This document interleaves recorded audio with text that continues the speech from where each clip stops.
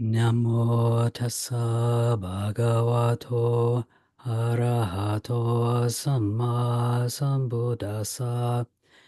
Namo tassa bhagavato arahato samma sambuddhassa. Namo tassa bhagavato arahato samma sambuddhassa. Buddhang Dhammang Sanghang Namasami.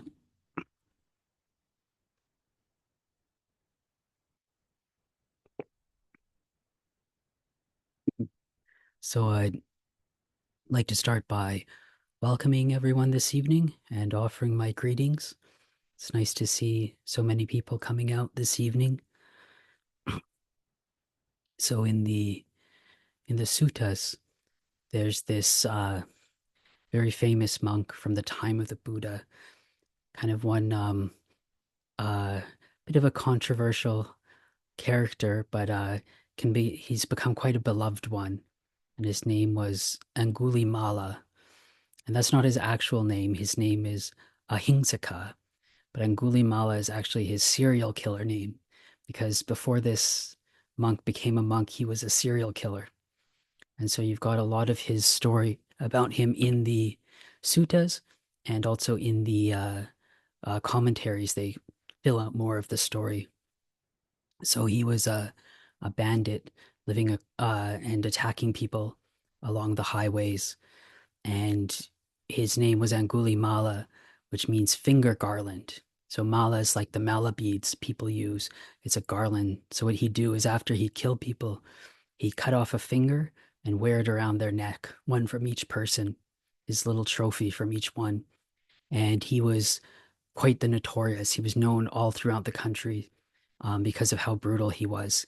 He was a big, strong person, and the suttas emphasize how just violent and savage he was. And he'd attack people who were going down the highway. He was living off in the forest, and he wouldn't just attack single people alone. He'd attack whole groups of people. You know, they said 10, 20, 30, 40 men would be going, and he would attack them. And and he had killed, they said, 999 people, and he was going for his thousandth. Like he wanted to get to that 1,000. And then the Buddha went looking for him, and the Buddha was walking towards that highway, and all the people before then, all the villagers were warning him like, don't go there. All the farmers, don't go there. Look out, that's the area Angulimala lives. And they still do stuff like this today. When I was on Tudong, the I was going through an area which was known for having a lot of drug users, and all the villagers were warning me. They're like, "Don't go there. Just go the other way. That's not a good way you're going." But so everyone tried to warn him, but the Buddha, he was actually specifically seeking out Angulimala. So he went and he found him, and he was able to teach Angulimala, and it was enough for Angulimala to stop what he was doing. And then he ended up becoming a monk, and he became a good monk. It even went as far as the Buddha went and talked to the king about him because the king was looking for him. The king went out with a whole group of soldiers to look for Angulimala. It'd be the same as like nowadays when there's a serial killer and all the police forces are out looking for him. So everyone was out looking for Angulimala, and the Buddha went to the king and introduced him to Angulimala, who is now a monk, and was like, "Look, he's harmless now. Um, do you think you can just let him stay as a monk and not put him in jail?" And the king, it was King Pasedani, and he had a lot of faith in the Buddha, so he was like, "Okay, I trust you on this one, and we'll let this one go." And so then Angulimala, he started to practice really hard. He took up a lot of austere practices and really practiced hard. And then he became enlightened. And after that, after he was enlightened, still when he'd go into the villages and stuff, people would throw stuff and he would hit them. People would throw clods of dirt at him. People would throw sticks. They'd throw stones. And he came back to the monastery one day, just covered in blood. He was bleeding from his head where he was hit. And he went up to the Buddha. The Buddha saw him coming, and the Buddha just said to him, bear it, Brahmin, bear it, Brahmin. This is the results of the karma you've made. These are the results of your actions. And so this becomes a very beloved story for us. And and initially, when you first read it, there sometimes come up with some contradictions. You first hear the story, you're like, wow, well, when we're practicing, like one of the things we're not supposed to kill, but he was a serial killer. He killed almost 1,000 people. Um, how could he become enlightened? He'd done so much bad in his life, but he had a lot of spiritual potential. He had practiced a lot beforehand, so he had that potential that he could attain, and he also had actually realized what he was doing was wrong. He realized that that wasn't the proper way to do it. It's not the proper way to behave. And but he still had the karma. He still had the results of the bad actions. And actually, in modern times, uh, there was a monk in Thailand who was nowhere near as bad, but he had, when he was a layman before he ordained, he had been a bit of a gangster and he had apparently killed some people. But he ended up becoming one of the most famous monks in the country. And he was supposed to be enlightened and he had practiced really hard. But again, with these monks, they had a lot of previous potential. So I'm not saying, yeah, it's okay to go kill people as long as you become a monk afterwards. There's the results of their karma. But where I'm kind of going with this is that um, a lot of times for us, we can get really discouraged. We can get really hard on ourselves when we're trying to practice and, thinking, I can't make it.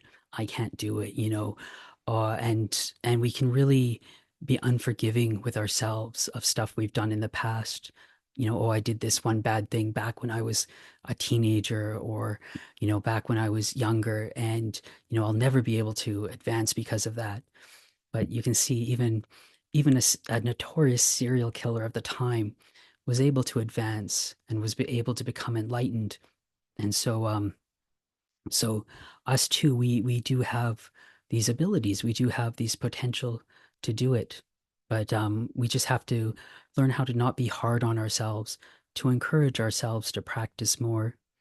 There was this one story that Ajahn Brahm used to tell, and it was a really good one. He talked about when in his monastery in Australia, he built a brick wall. Because in Australia, a lot of their building, they build out of brick. And so they built this brick wall I believe it was in the Sala. And the monks did it all themselves. Because usually in the monastery, the monks do a lot of the building, depending which monastery you're at. But a lot of times we do the building ourselves.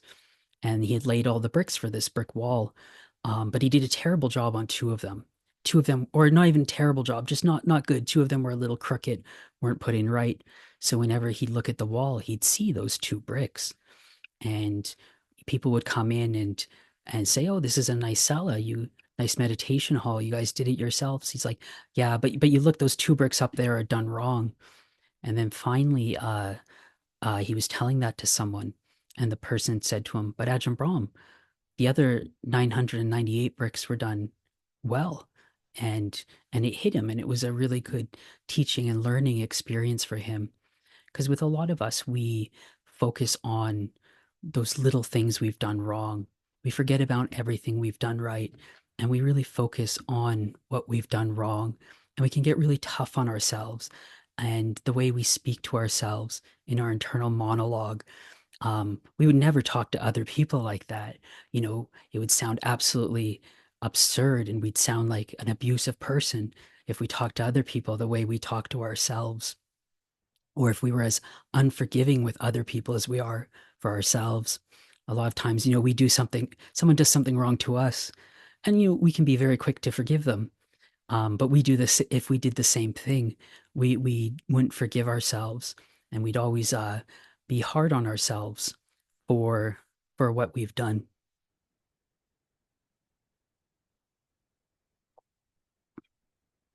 So it's important for us to to forgive ourselves, to let go of whatever we've done in the past, and to learn from it.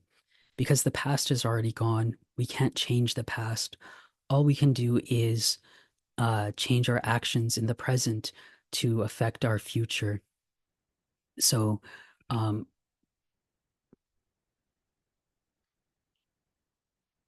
sorry. So when we come to practice, a lot of it we're focusing on what we're doing here and now. We're focusing on setting down causes and conditions here and now for our future. Doesn't mean we can't learn from the past. We can remember, okay, I did this wrong. I got this bad results. So, for example, okay, I ate that kind of food and it made me sick. So we learn from that, and we can learn from mistakes we've made in the past, but we have to forgive ourselves and move on and start creating causes and conditions for the future. So in our Dhamma practice, um, we can also have the other problem. Instead of just focusing on our faults in the past, we can really focus on the future a little too much and wanting our results. And when we practice Dhamma, when we come and practice meditation, we have to really focus on putting down causes and conditions to get these results and not focus too much on the results. So, one of the similes you always hear for this is about trying to grow a plant, trying to grow a tree. What you do is you plant the seed and then you take care of that seed. You can't force it to grow quickly. You just water it, you give it fertilizer, make sure it gets enough sunlight, and it's going to grow on its own. It sprouts and it'll grow on its own. You can't pull on the leaves to make it grow faster, pull on the stem to make it grow quicker. So with us, it's the same with our practice. We just focus on putting down causes and conditions here and now to get our results in the future. And as we keep practicing, we're going to get more and more results. And but it's important while we are practicing to always be reflecting on what we've been doing to see if it's working what we're doing. So when we start meditating, um, there's all these different meditation objects, and some work for some people, some don't work for other people. So when we're meditating, we have to be honest with ourselves. Is this working? What is working? What isn't working? But have patience with it as well, because sometimes one of the biggest obstacles for a lot of us, especially for a lot of Westerners, is when we start to practice, we can jump around from thing to thing, and not really stay with it. I remember I was reading the biography of a very famous laywoman practitioner from India. Her name was Deepa Ma, and she was supposed to have just extraordinary meditation, and she would teach a lot of lay people. Actually, I know a very senior monk who, back in the 70s, before he ordained, actually went to go see her in India. And one of her big criticisms was that people wouldn't stick to things long enough. She was saying, yeah, the Westerners, they'll do one thing, then they'll do another, and they never stick to it long enough to get the results. It's very similar to exercise, and going to the gym. If we really want to get in shape, get results for that, we have to go consistently. I remember when I was a layman, they used to always say the the biggest problem for people quitting the gym or not getting the results was they didn't have the patience to wait until they started to get the results, that they give up too quickly. And so it can be the same with meditation. We just give up on an object too quickly. Um, so we do have to stick to it, and having that consistency with practice is always going to help us.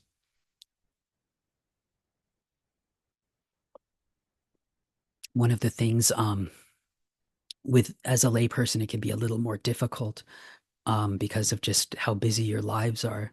But one of the things they always teach us in the monastery is, if it's possible, to try to meditate at the same time every day, or roughly the same time every day. Because then what happens is your mind, it starts getting used to that this is meditation time. This is the time to quiet down. And so after enough time of doing that, at that certain time of the day, your mind will actually just naturally start to calm down, to settle down, to become more still and one pointed. So, it's kind of like if you eat lunch the same time every day, Say you eat at 12 o'clock every day, your body gets used to that. So at 11:30, you'll start getting hungry. Your body just knows, okay, it's getting time to eat. And it's the same with the mind. It'll start to know it's getting time to meditate.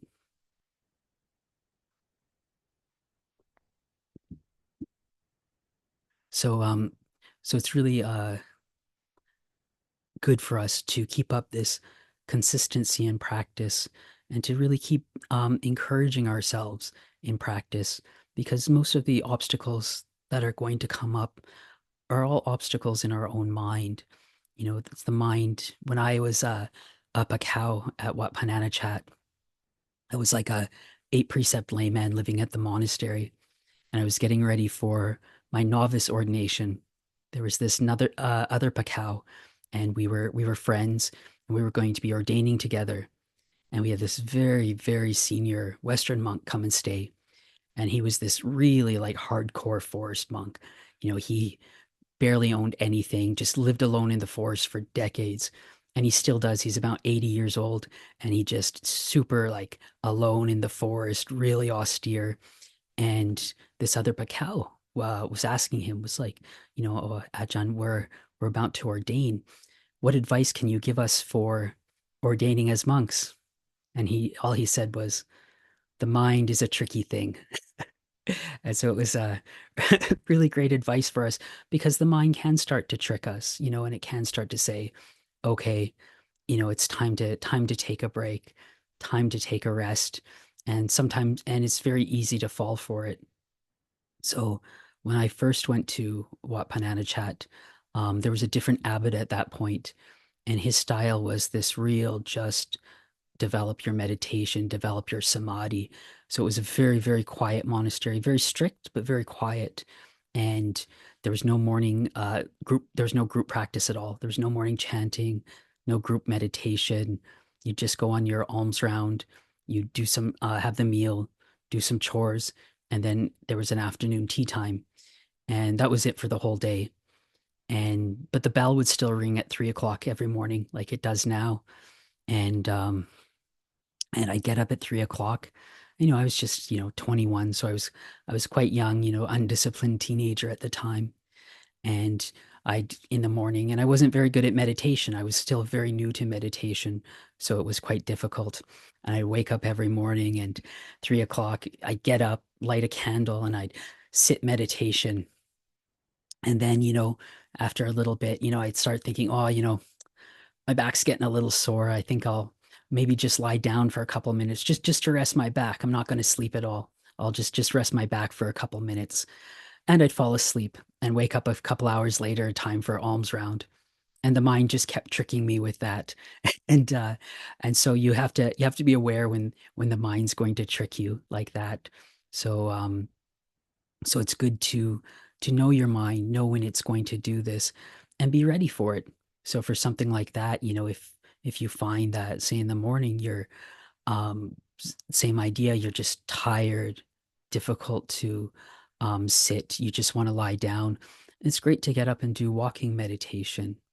Or one of the things that I found really helped me was when we had the change of abbots about a year later, we started doing this group practice, and we'd all sit together in the meditation hall for in the morning, and having that support system, and having that group of, we call them Kalyana Mitta, or like our good friends, our spiritual friends, and having this group support us and help us work together.